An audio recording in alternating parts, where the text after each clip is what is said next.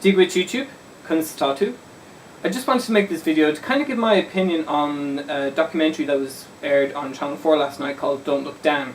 And it's basically about this guy named James Kingston, who's an urban free climber, and he's kind of come to acclaim for, you know, climbing high cranes and hanging off them and buildings and so on.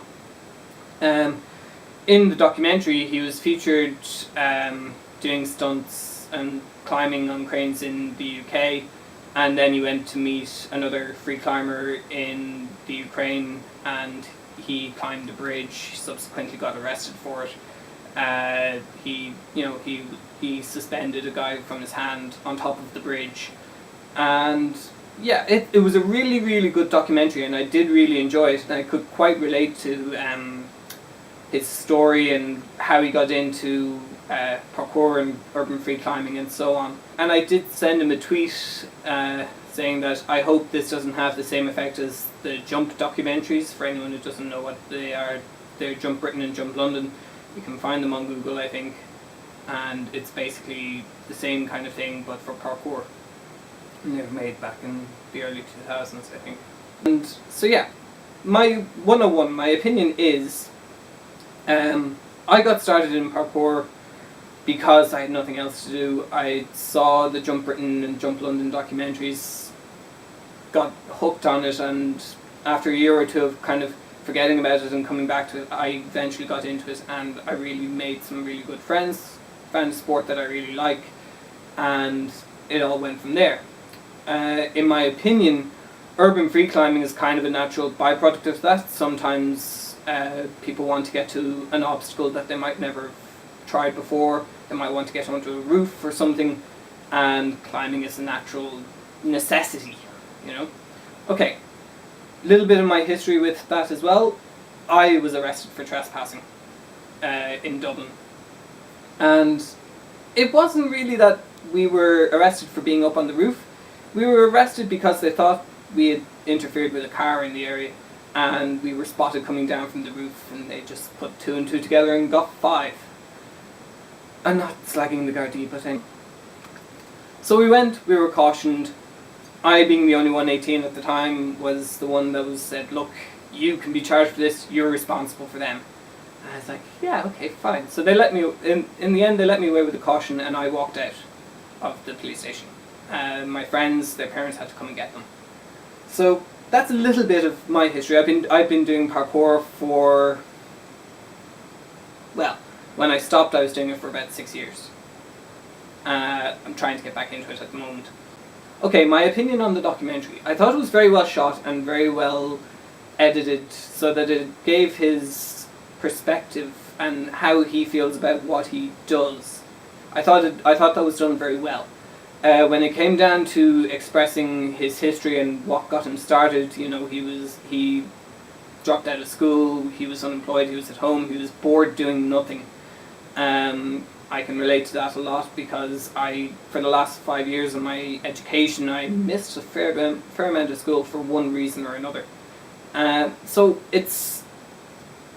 boredom kills you, it really does. So that's what got me started in parkour and climbing and most of the adventure sports that I do. But going back to the documentary, I just thought it dramatised it a little bit too much. It's kind of the same with the Jump documentaries. You know, it's exciting, it's edgy, it's risky, it's dangerous. And I went onto Twitter to follow it because I was on Twitter anyway. I was watching another show, and the amount of comments that were being posted saying, oh my god, how can he put his mother through this, how can he risk his life, he is so stupid. And I replied to a few of them, and I got replies back, and I basically said to them, look, as somebody who's been doing something like this for a long time, we are at that kind of experience level. I won't say skill, I will say experience. We have enough experience that we reasonably calculate all the risks. You know, we know it's inherently dangerous to go and climb 60 feet in the air or 600 feet in the air, depending on what you're climbing. We know it's relatively risky to go down a mountain on a bike at 60 miles an hour. Anything could happen. I know it's reasonably risky to jump 10 feet in the air and land on something 6 inches wide. You know, it's dangerous. Fine. Reasonably dangerous. We're at a reasonably I was at a reasonable skill level where I could judge these things. And I think from when I started parkour, I was the one out of all my friends kind of going, maybe we shouldn't do that, and that's a bit risky. And eventually I lost my fear of it, but I gained respect. You know, I lost the fear of what I was trying to do, but I gained the respect for the risks that were involved and the potential damage that I could cause to myself. I could break bones, I could, you know, tear ligaments, I could paralyze myself, I could die, you know. And I kind of put all of those three above dying as being worse, because if I die, that's it. If I have to live with the rest of them, it's worse, for me, personally. That goes back to what people were asking, why is he doing this to his mother? And kind of going, my mum knows what I do. My mum knows that I'm interested in extreme sports. My mum knows that I've done parkour, that I do climbing, I kayak, I do a lot of risky things. And she knows that because I've told her what I do and what happens most of the times when I go out, that I'm reasonably competent in my own abilities, that I can judge whether or not I can do something safely, you know. So it terrifies her sometimes to hear things that I do, so I don't always tell her. But she knows that if I say I'm going out with my adventure club, or I'm going out with my parkour friends, or I'm going out with some friends from work, that, okay, I'm going to be reasonably well looked after by these people, because they're of a similar level of experience to me, or more.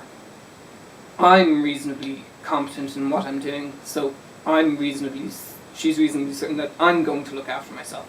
And I think it's the same for James. James has been doing this for an awful long time, and he knows that, okay, hanging by one arm from a crane 60, 70 feet up off the ground is dangerous. He knows that he might only be able to sustain the hang for 5, 10, 15, 20 seconds before he has to climb up. He knows the amount of energy that it takes. He knows the amount of strain that it puts on his body. He knows what he has to do. Doesn't eliminate the inherent risk that he might slip, but he's reasonably certain that he can control it. Okay, so that's kind of my opinion on that. And all parents worry. It's in their contract. You know, it's written in big bold letters. You will be worrying about this child from the age of 0 to either you die or they die. You know, it doesn't stop at 18. James is 23, I'm 25. Mum has had to put up with I will say 25 years, because I was a bit of a terror when I was younger. And she's had to put up with that for a long time. And she's not happy that I kind of go out and do these risky things, but she's happy enough to let me do it. And I said to her the other night, you know, if you think it's too risky for me, if you want me to stop doing something, then tell me. And she said, well, why would you listen to me? And I said, well, because you're my mother. You know, if you asked me genuinely to stop, you know, if you thought it was too risky, then I would weigh up what you said to me against the risks and my knowledge and your knowledge. And if I agreed, then I would stop. If she asked me more than once, I would stop. And I would try and get better, and I'd try and get better enough, that's great grammar, that I could convince her, okay, I'm ready to go back to this, you know. Or, you know, I'd try and explain it to her better until she was reasonably comfortable. Or if I genuinely wanted to stop, I would stop. You know, I'm not stupid. And neither is James, and neither are most of the people that have been doing this for so long. So yeah, as I said, I did send a tweet to James and to a guy named Danny, who's featured in the film as well, saying that I hope this doesn't have the same effect as the Jump documentaries, that we get a lot of inexperienced young kids and teenagers and adults even going out and trying this and potentially dying, or worse, you know. because that's what happened with the jump documentaries. We got worldwide notice of parkour, and everybody started doing it. And okay, parkour has been going for 10 years or so in Ireland, and the people that started doing it in this country really hurt themselves when they started, because they had no training, they had no context other than the stuff they saw on YouTube and in the documentaries. And it was hard. But now we still have those people who have the experience of hurting themselves, who have the experience of maybe getting in trouble with the law, and they're teaching the new generations respect for the sport, you know. They're teaching them how to do it safely, how to prepare their bodies, how to interact with not only each other but their environment, how not to break their environment or damage it or disrespect it in any way. And we've gotten a reasonably good relationship with the people who own maybe the buildings or the parks or the areas that we train, and they recognise that, okay, we're reasonably competent in what we do, we're very respectful of the areas that we train in, and they're moderately happy to let us train at certain times, you know, maybe outside office hours or when kids aren't in a park, you know. And it's gotten to that level. But for people starting out who are doing it on their own, they might not know all of this. They might not know who to go to or where to start or how to, you know, take care of an injury. So I hope that there's enough people that we can monitor the newcomers to the disciplines, just to keep them safe, if nothing else. So that's kind of my opinion, and I will edit this down so that it's slightly less ranty, and I hope it'll make sense. To everybody who is considering taking up urban free climbing, do your research. Find somebody else who does it and train in a reasonably safe environment like a climbing wall. Okay? Get used to it, get used to your body and what you can do, and start small. To anyone who wants to get into parkour, there's a website called pkire.com. There are numerous face groups. They're all for Ireland. There's Urban Free Flow. There's a lot of stuff out there already with experienced people. Go and check them out. Okay? Gur míle maith agat YouTube. Agus slán go fóill.